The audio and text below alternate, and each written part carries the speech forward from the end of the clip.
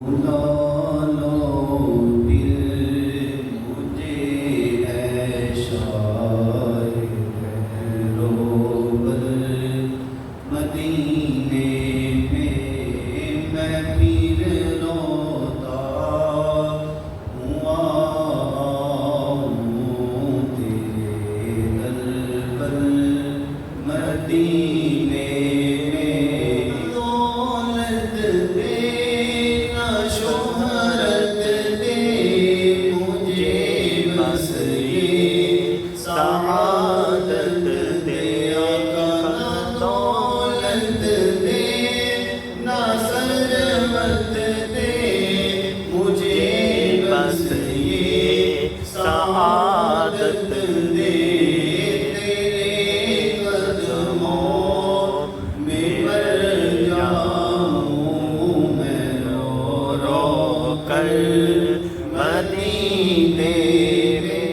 اللہ جل جلالہ وعظم جلالہ وعظم برہانہ وعظم شانہ کی حمد و ثنا کے بعد بے حد درود نبی نامدار مدینے کے تاجدار حضور جانے کائنات روح کائنات حضور بزم کائنات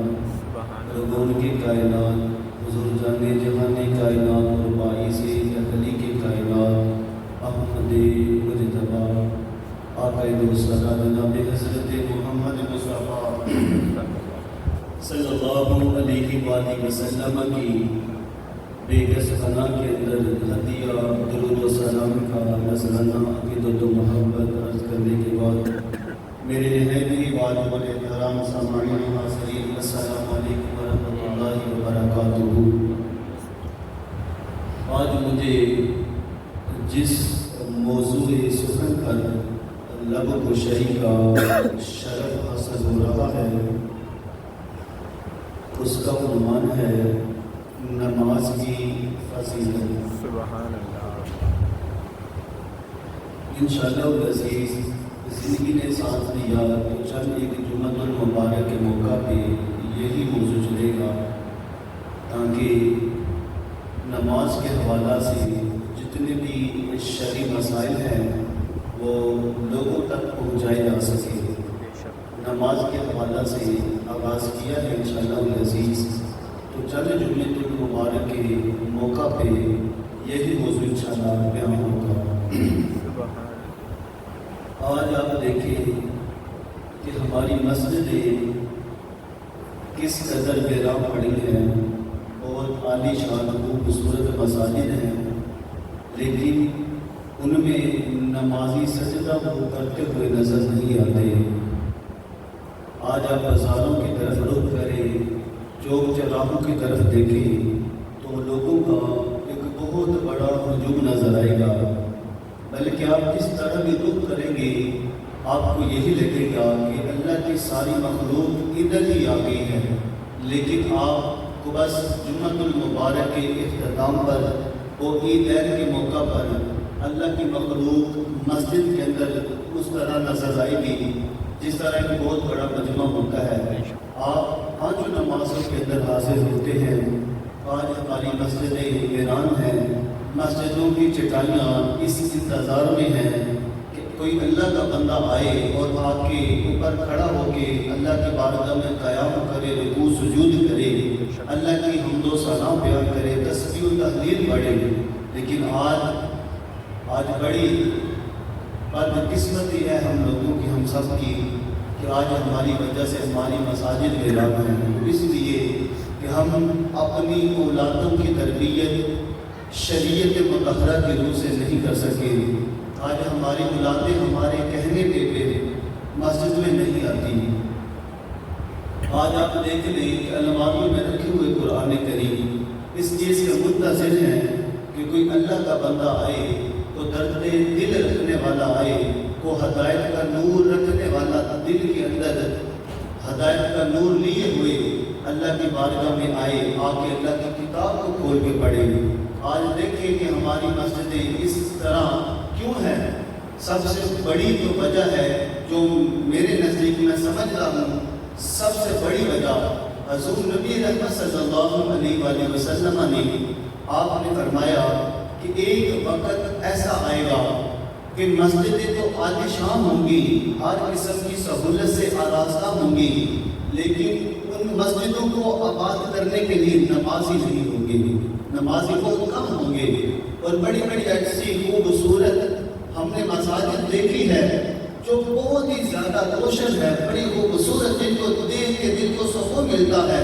جن کو دیکھ کے آنکھیں ٹھنڈی ہوتی ہیں، یار کتنے اچھے لوگ ہیں جنہوں نے مسجدوں پر اتنا خرچ کیا ہے کہ مسجدوں کو شاہی محل بنا کے رکھ دیا، لیکن ان مسجدوں کے اندر پہلی صف بھی مکمل نہیں ہوتی۔ حضور نبی پاک علیہ الصلوۃ والسلام نے فرمایا تھا کہ ایک ایسا زمانہ آئے گا کہ جو سود ہے، سود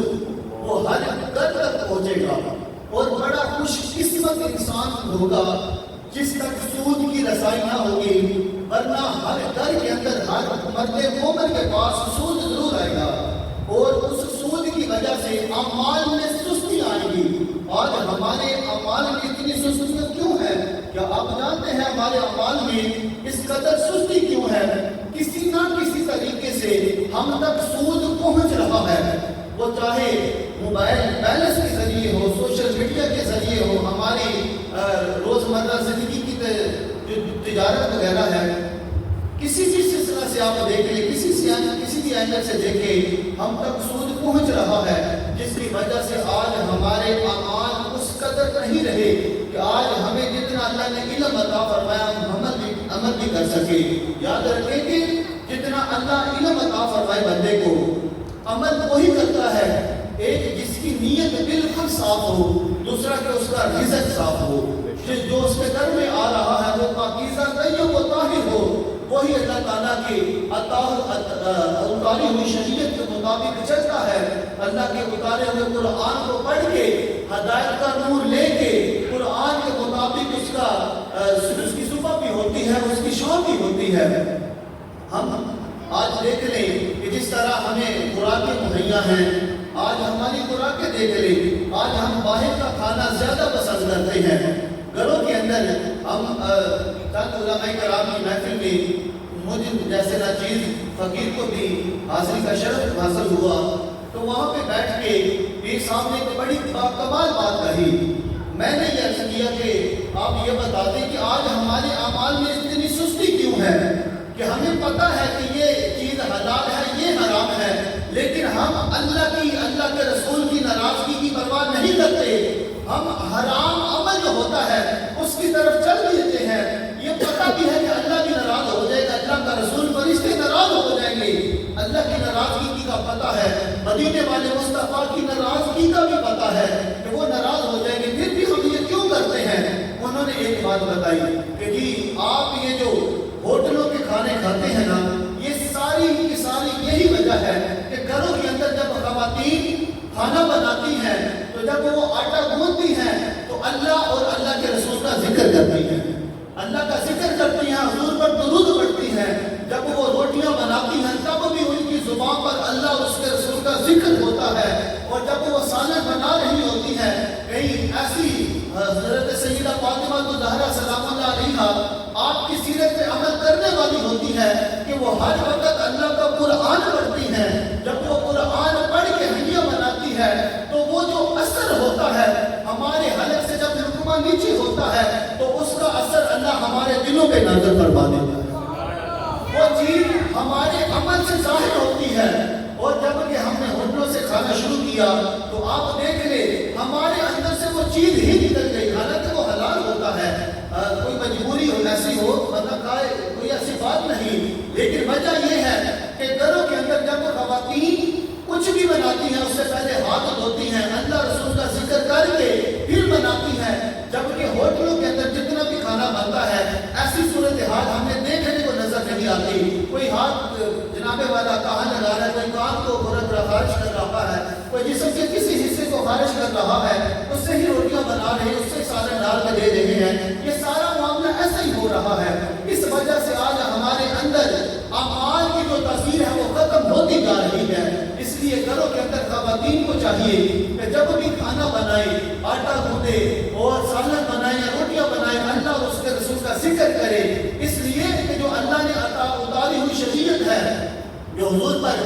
قرآن نازل ہوا، ہم نے اس قرآن کو پڑھا، لیکن عمل کیوں نہیں؟ عمل اس وجہ سے نہیں ہے کہ آج ہمارے گھروں کے اندر جو خواتین ہیں، اللہ ماشاءاللہ بڑی اچھی اچھی خواتین بھی ہیں، اکثریت میں آج ہماری مائیں بہنیں بیٹیاں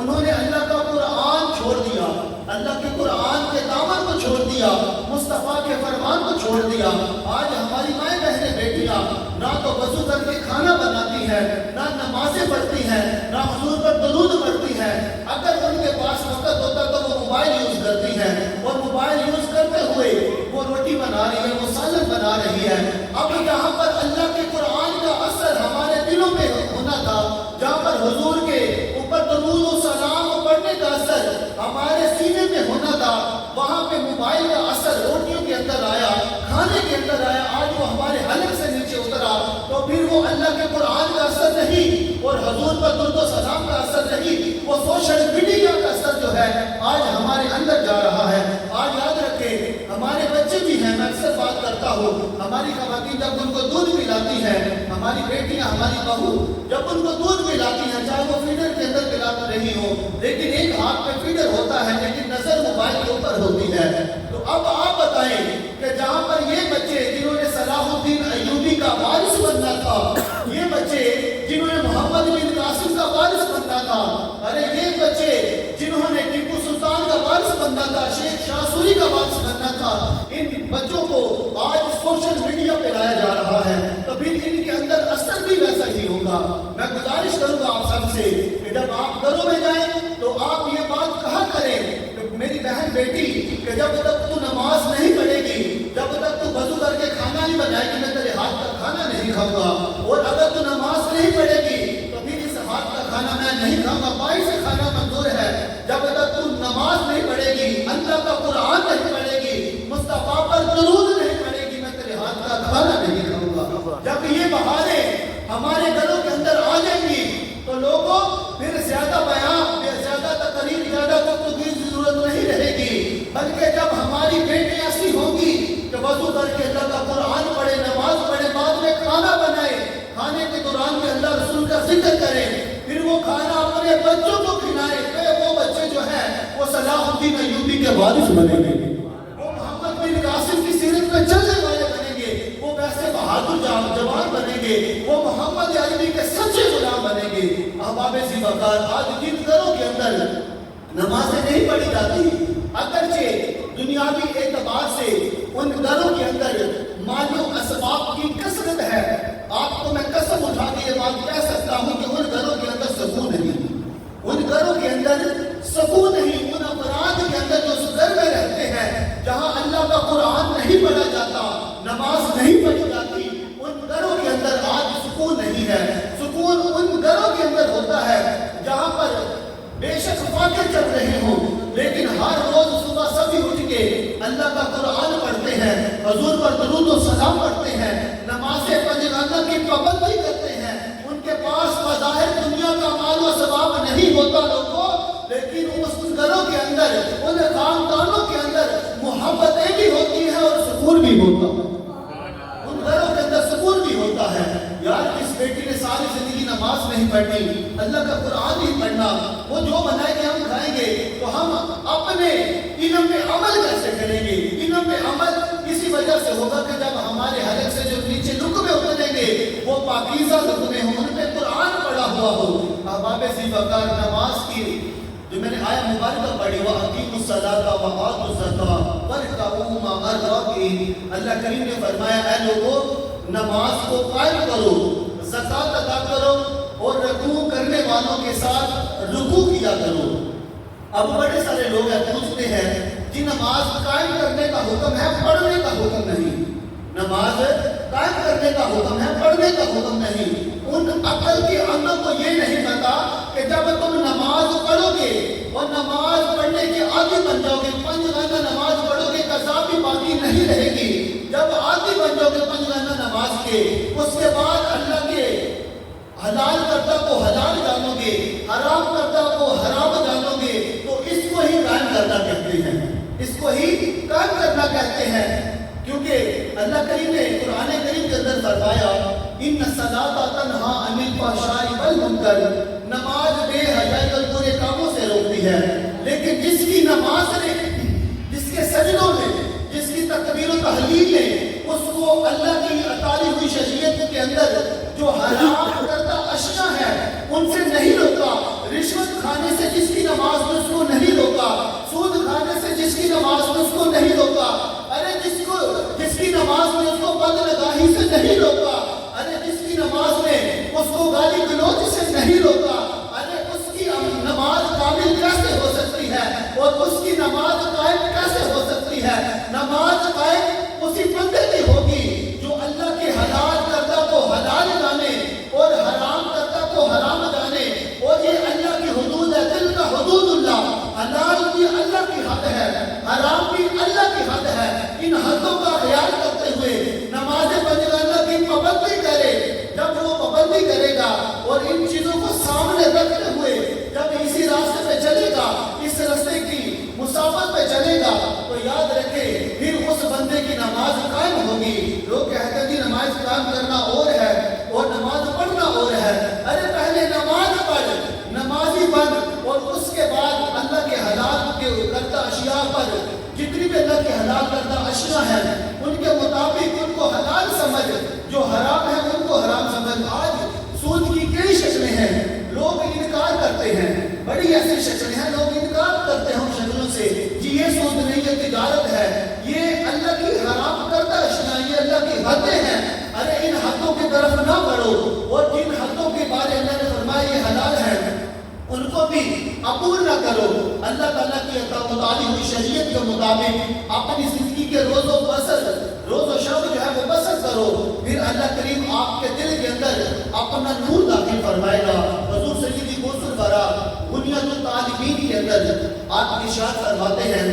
جہاں پہ نماز کا آپ نے باب لکھا، اس باب کے اندر آپ فرماتے ہیں کہ جو بندہ مومن اللہ کی نماز پڑھتا ہے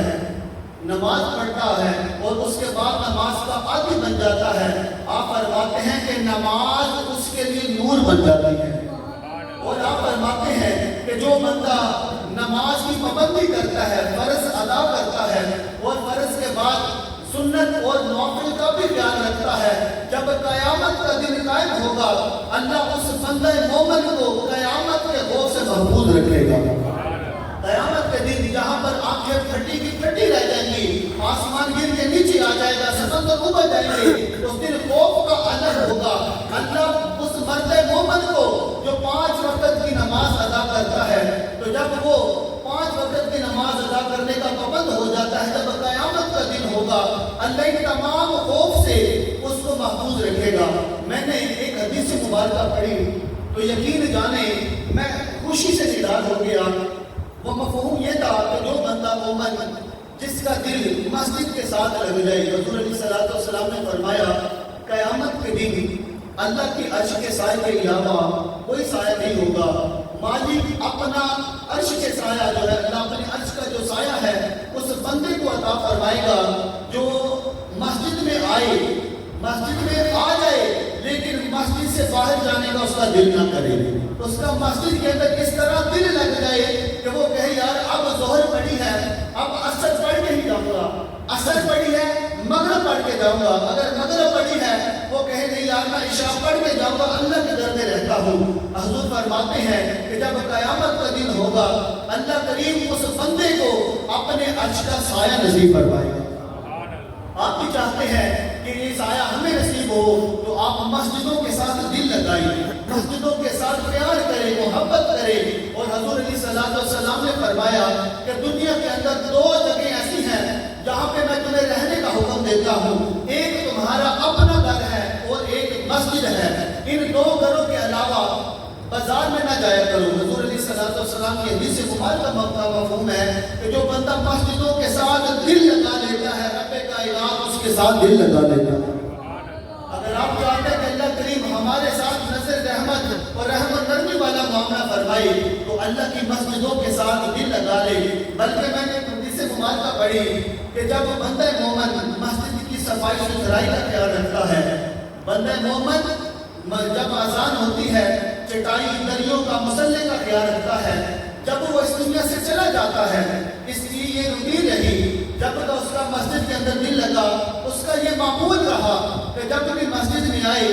امام صاحب سے آنے سے پہلے مصلی کو سیدھا کرے، دریا بچھائے،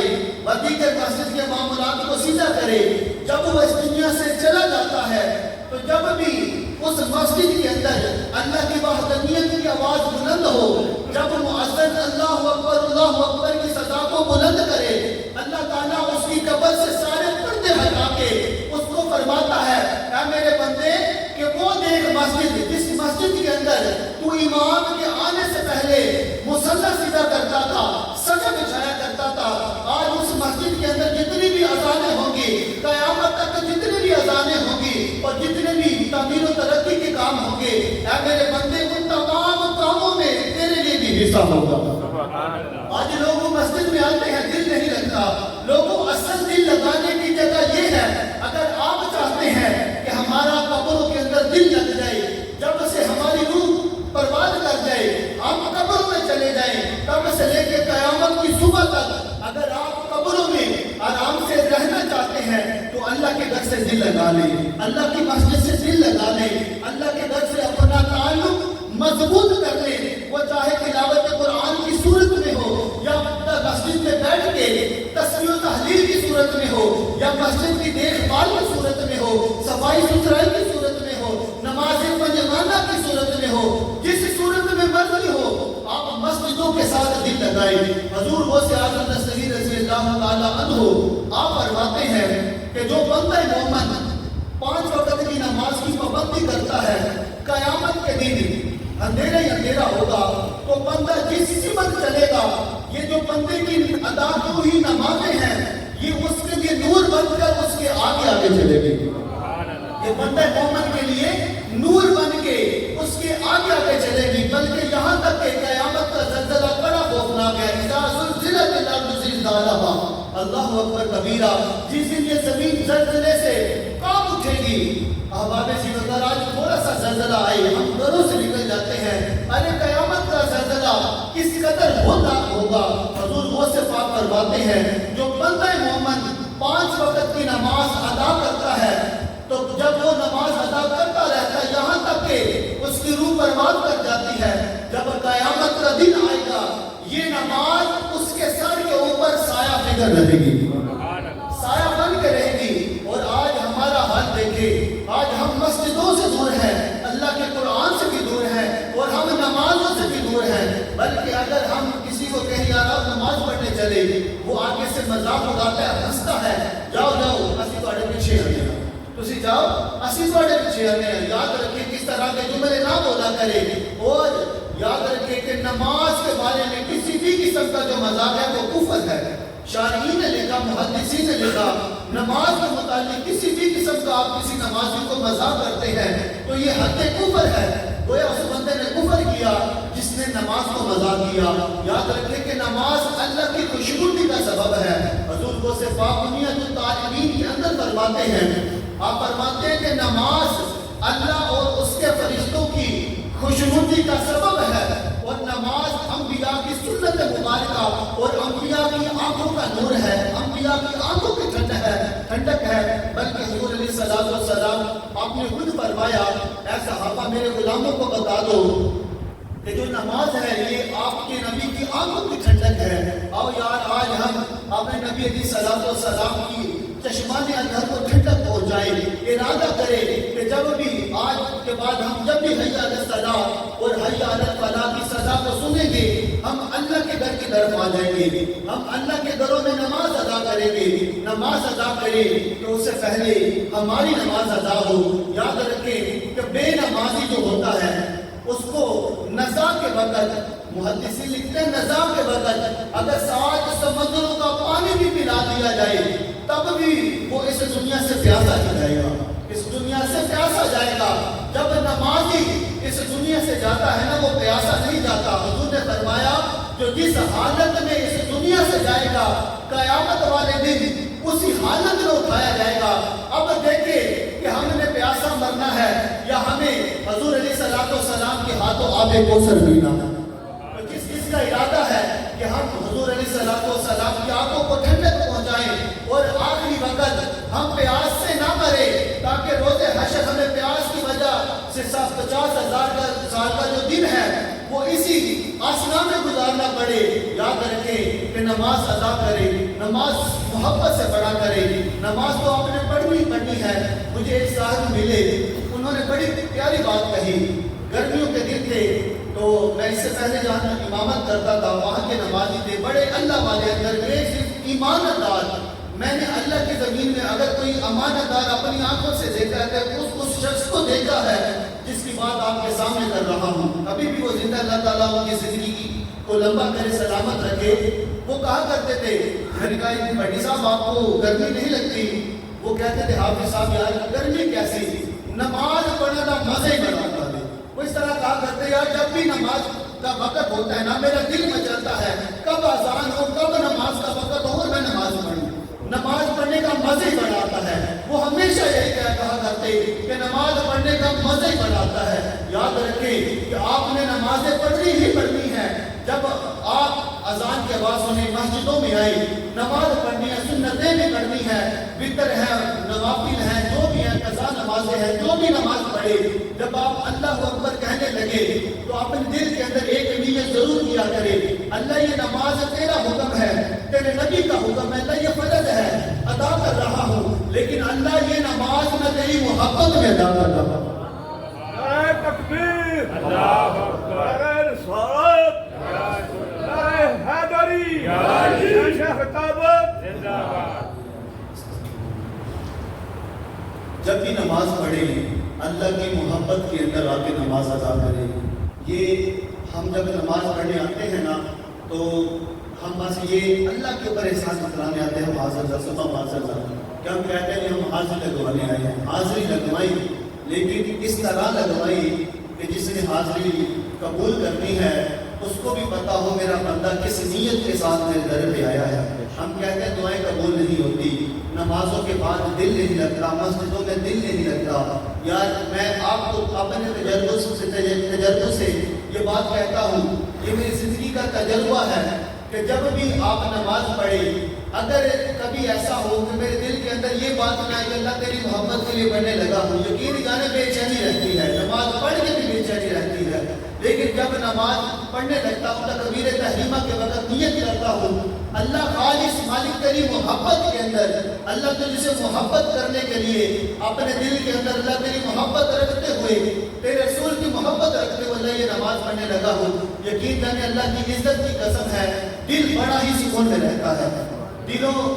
जहाँ को सुकून आ जाता है। आप भी इस तरह करके देखिए कि जब भी नमाज का वक़्त आए, नमाज पढ़नी हो, तो आप अल्लाह की मोहब्बत के लिए नमाज पढ़ें, अल्लाह की मोहब्बत को दिल के अंदर रखें और अल्लाह की मोहब्बत में ही तमाम अमाल सालिहा करें। जो आपने वैसे अल्लाह और उसके रसूल के हुक्म बजा लाने के लिए अमाल सालिहा करने हैं, उनकी तासीर और है, लेकिन ऐसे अमाल सालिहा जो आप अल्लाह और उसके रसूल के हुक्म आगे के लिए भी करे और साथ ही ये भी नियत रखे अल्लाह तुझसे मोहब्बत है, तेरे नबी से मोहब्बत है, इसलिए मैं करने लगा हूँ। उस अमल की तासीर ही हो रहा है, उस अमल की जो तासीर है वो देर तक आपके कुलूब व अज़हान के अंदर रहेगी और आपकी बड़ी टेंशन परेशानियां दूर हो जाएंगी। अब आप ऐसी प्रकार अपने घरों के अंदर ये माहौल पैदा करें, नमाज वाला माहौल पैदा करें। जो घरों के अंदर बेबरकती है, लड़ाई झगड़े हैं, जितने भी फितना व मसालात हैं, वो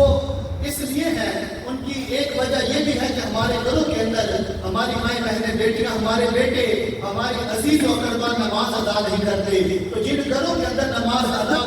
की जाती है वहाँ पर माहौल जैसा भी हो, अरे उस घर के अंदर चाहे जितनी मर्जी गुर्बत हो, लेकिन वो घर अमन और सुकून का गहवारा होता है। और जिन घरों के अंदर बड़ी दौलत होती है, बड़ी बड़ी कोठियां बंगले होती हैं, अगर उस घर के अंदर नमाज अदा ना की जाती हो, उस घर के अंदर सुकून नहीं होता, उस घर के तमाम अफराद ज़हनी टेंशन के मरीज होते हैं। इसलिए अगर आप अपनी सोचों को